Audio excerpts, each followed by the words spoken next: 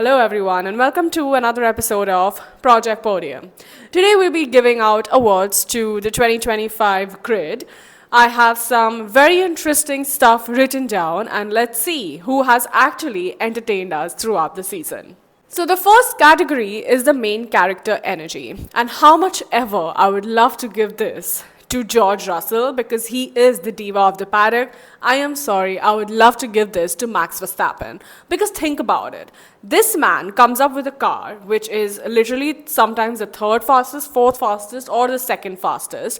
He is nowhere close to even contending himself for championship. He has one of the worst starts of the season, but somehow the entire season becomes about him. He is the main character of 2025 season. He is actually known as the people's champion. He's definitely my champion. He was also literally the star of the media. He handled pressure so well. All memes were around him. And throughout the season, he kept on saying, I have nothing to lose, I have nothing to lose. And he was literally in Abu Dhabi fighting for championship. And he also had some savage radio messages with GP. And in the end, the most heartbreaking radio where he asked GP if Charles Leclerc was catching up. Girl, this was your season. The next award is Rookie of the Year. A lot of people might say that it is Kimi Antonelli, but for me, honestly, it is Isaac Hadjar, and I will tell you why. Isaac Hadjar has come to Racing Bulls, who was going through so much at that time because their team principal, Lauren McKees, went to Red Bull. Red Bull in general was going through a turmoil, so the entire Red Bull family was going through so much, and Isaac's first race was such a blunder. Isaac's Formula 2 last race was such a blunder. So it can cause a lot of confidence pressure, but he handled it very well. I think after his first race blunder, he literally killed it. He finished on podium. He went through so much internally. He went through a driver change as well, with the whole memes, the social media, the way he was around people, the way he has carried himself throughout the season has been insane. And that's why for me is Isaac Hadjar. I understand that a lot of people might think it's Kimi Antonelli, which I do not agree to because Kimi had some great moments, but he also had a lot of down moments, and especially in the whole European League. But we also need to understand that Kimi comes with Toto Wolff. So he's literally with the best team principal. He's with one of the most prestigious teams on the grid. So the kind of training that Kimi has is very different from Isaac. And that's why for me, Isaac is definitely Rookie of the Year. The next award is the Race of the Year, and that for me is definitely Zandvoort. First of all, I love Zandvoort track. I think it's so underrated. I don't know why people are not talking about Zandvoort as a track as much as they should. It is one of my favorite tracks on the grid for sure. And that start at Zandvoort, the way Max overtook Lando Norris, I mean, that was not expected. And then the way Lando Norris took over Max Verstappen later from the outside was not expected as well. Hadjar on podium was insane for me. And that race in general was so dramatic, but because it got so many changes because of some driver DNFing. And yeah, I think it was just one of the turning points in the season. But for me, it's something else, which we'll talk about later. But Zandvoort was one of the best races. Also the season opener, Australia was fucking banging. So yeah, I think one of my favorite races this season was definitely Zandvoort. Moment of the year is definitely Nico Hülkenberg on podium. Guys, tell me one person who had Nico on podium on their bingo card. I mean, I would have Nico on podium when stake becomes Audi, but Nico on podium in 2025 was definitely not on my bingo card, and I am so glad that that happened. He's a great driver, so underrated, and I'm very excited to see him in Audi. I want to see how he performs. Nico on podium is definitely moment of the year for me. There is no other moment. Best radio message. I think the best radio message is the one that gave us the generational meme. A meme that we're going to be used forever. A meme where it is difficult to not laugh if you hear the word water. Must Be the Water is definitely one of my favorite meme radio messages of the year. Insane. Like, how does Ferrari do it? And it's really funny because it's got the Meme of the Year award. There is no other award that Ferrari. I don't want to talk about it. The best glow up award for me are two people this season. Number one is Carlos Sainz because, you know, demoting yourself from Ferrari to Williams, a lot of people felt bad for him at the paddock. A lot of people were like, hey, bichara. But it was a glow up for him. The way he's been on podium, the way he's been fighting, the way he's been handling Williams, the way Alex Albon and Carlos Sainz has grown Williams is insane. I think it's a great team and it's just a, I wouldn't say slap to Ferrari's face, but it's just a thing that, hey, Ferrari did not even win a race. Lewis Hamilton was not on the podium even once. And Carlos Sainz was on podium twice this season. Like, it was an insane glow up for Williams in general. They had the best constructor finish in so many years. So yeah, Carlos Sainz for me is one of the best glow ups of 2025. And one of the second glow ups for me in 2025 is actually Liam Lawson.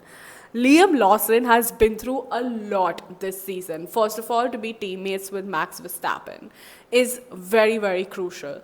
He could not do that. Fine. Then Christian Horner's out. Lauren McKees is in. He's demoted. He demoted or promoted, whatever you want to call it, to V Carb. Next to Isaac Hadjar, who the team loves so much. Isaac Hadjar is obviously the number one driver automatically with Liam Lawson in V Cup. So Liam Lawson has had a turmoil of a season in 2025. But he had a good time, a down time, but I think towards the end of the season, he massively improved, and I think it was great to see Liam Lawson's growth in general. It is something that has gone unnoticed by a lot of people because there was so much happening with the rookies and with the championship in general that a lot of people have not realize that Liam Lawson has actually done well, and I am excited to see him in 2026. So two glow ups for me this season is definitely Carlos Sainz and Liam Lawson. Best liveries for me goes to one and only VCarb. I mean, I have nothing to say. VCarb's livery game is the best and they totally deserve all the love and hype that they get on social media for it. It's a team that works in everything from their merchandise to liveries to their social media. I think VCup's livery game has been so good. Whereas its mother team, Red Bull, is such a basic bitch. It's very interesting. Biggest flop this season, I'm sorry, but it's Hamilton. I don't hate Hamilton. Of course, I have so much respect for Hamilton, but I don't think I have or should say anything. Moving on. Biggest flaw for me this season is definitely Hamilton. I'm sorry. It's not his fault. It's Ferrari. But Hamilton. Minister of Defense. I am not a George Russell fan. I have never been a George Russell fan. Also, I love Max Verstappen too much. So George Russell definitely goes on my hit list. But Minister of Defense this season for me is George Russell. This girl is now a George Russell fan. What has he done in 2025?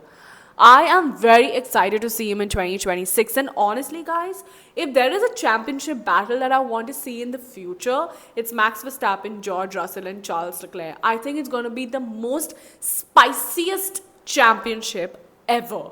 George Russell is too good.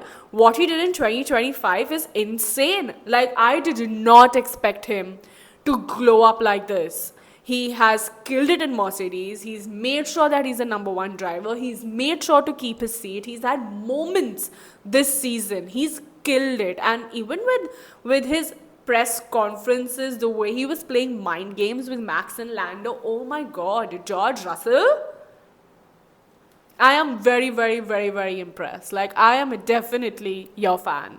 The biggest Netflix drama that's going to be covered in the 2025 season of Drive to Survive is something that I really want to see is the Papaya Rules. It is the cringiest Netflix drama ever. I mean, What is papaya rules? I hope I don't have to hear that phrase again in 2026. It's the shittiest thing that's happened this season. And it literally spoiled the championship, to be honest. So I'm very excited to see the Netflix moment, Papaya Rules, next year. Unsung hero for me is definitely Albon. Guys, he has made Williams for so many years. I understand that Williams has become way better since James Vowles and Carlos Sainz has been in Williams, but we totally underestimate the power of Alex Albon as well. I think he has done really well this season. He has made sure that when Carlos was not performing, it was him. He has been cheeky. He has been fighting for his position in the team. A lot of stuff goes in the development of the car with Alex Albon as well. So for me, Alex Albon has killed it, and he is definitely the unsung hero of the season for me personally.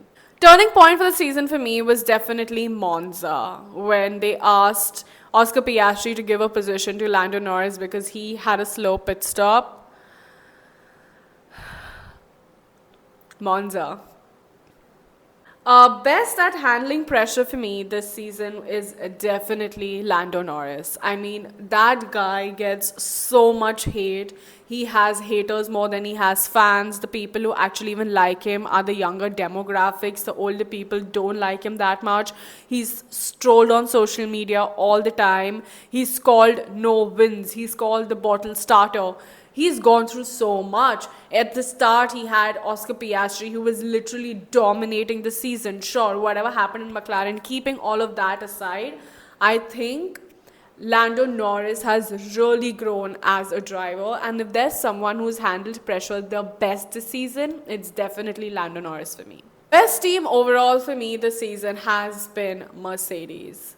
And no one can tell me no. Mercedes and Williams, of course, but Mercedes in general, two good drivers, made a good car, had some downtime, but it's okay. The way the team principal also made sure that the team is not feeling demotivated in general. Mercedes has killed it. Mercedes for me is the GOAT team of 2025. And the second GOAT team for me in 2025 is Williams. Comes from James Vowles, who's trained under the Toto Wolff camp. So, of course, it goes hand in hand. I think Mercedes and Williams, I'm so looking forward to these guys in 2026. Might be that Williams is on the podium way more times than Ferrari in general. But yeah, this is my awards for 2025 season. Let me know what you think about it in the comments below. Which, according to you, was the best driver, best team, changing moment, all the things that I did. Let's discuss it in the comments below. Thank you so much for watching the video, and ciao.